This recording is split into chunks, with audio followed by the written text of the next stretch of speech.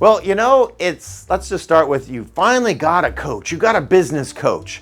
Now what? You signed the agreement, you sent some money in. What should you be doing now? Well, the first thing is, as I say often, what is your goal? What is your objective? If you don't have a really clear objective, like, hey, what I want from my business coach is to have clarity and be better at whatever it is. Maybe it's an executive coach and you want to get better at your presentations. You want to get better at your management and your leadership. Make sure those goals are very well defined and your coach knows those goals. It is your life. It is your business. Be sure you're very clear. If you have a sports coach, right, for a sports team, the objective is pretty clear: to win the game. So you're in the game of life, the game of business. What is it that you want to win? Be very sure that, and very clear, what is the actual goal of having this coach. All right, number 2 is, what is the process, right? Every coaching organization, even if it's just a single shingle kind of coach, has a system, a process. Your job is to know their process. Be sure it's very clear. It's on your calendar. You are following their steps. You're doing the things that has been defined and potentially used. I know in our organization, our system's been used over 1 million times. Right? Now, my job as the coach is to get the client to follow the recipe, follow the system. We know it works 100% of the time, even to the point we guarantee it. It's just up to the coach to get the client to do and follow the process or the system that's very well defined, okay? So the next thing is really understanding to do exactly do exactly what you say you're gonna do. So if you're going to, in some of my clients, let's say turn in their financials, right? Get their financials done by the 10th of the month and send them to the coach so we can review the financials. I'm a business coach. It is about the bottom line, how to make more money so you can hire more people, take off more hats. But you got to do what you said you're going to do. So we meet with clients every single week, some twice a month, and we've got a list of the things that they're supposed to have done. And we're going to check those things off. So you want to be sure you're doing what you said you're going to do. Right? Now, a lot of times you didn't get it all done. That's okay, right? So the coach is supposed to go with you, figure out what prevented you and how to get it done by the next session, right? Maybe they'll chunk it down. Maybe they'll remind you of your actual goal. The reality is you don't get the results unless you change.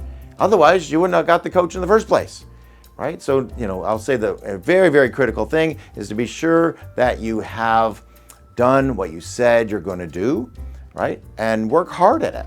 Now, to achieve that, the next thing is really be sure you have dedicated time. You've got to set aside time to do the things that the coach said to do. Even if it's batting coach, right? The batting coach is going to help you figure out the swing and what you're doing, and then you got to go to the batting cage. 1 hour, 2 hours, 4 hours a week. I don't know.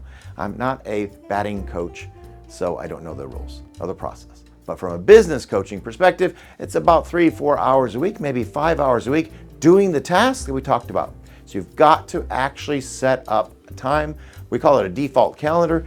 Your block of time every single week that you're going to focus on the tasks that you actually said you're going to do. All right, now, this is really important. It's just like in a sporting game. You're going to measure the results. You're going to know the score. So how are you measuring results from this particular coach? It could be a life coach, an executive coach, business coach. Business coaches are measuring results based on revenue as well as profitability, maybe also free time to be with your loved ones that you want to actually hang out with instead of being at the business. How many hats have you taken off, right? Those are all measurable results. But you have to measure. Hopefully your coach is helping you measure, because the most important thing next is to replace the coach if you're not getting the results. I say this all the time to new clients. Measure the results. If it's not working, get rid of me. Get another coach. A sports team would never be without a coach. A professional player would never be without a coach. You don't see yourself in the mirror while you're outperforming. Somebody else has got to look at those things, right? So you got to measure the results and be sure you stick with a coach if it's working. You don't replace the coach if you won the World Series. You don't replace the coach actually if you made it in the playoffs, right? But you probably should replace the coach if you don't make it to the playoffs. You got to figure out what is your playoffs, right? Be sure you're measuring results and go ahead and let them know, hey, this is the last month or this is the last quarter, whatever, because I'm not getting the results I want. Right? Your job, hold the coach accountable so you get those results. Replace them if you need to, and keep them if it's working.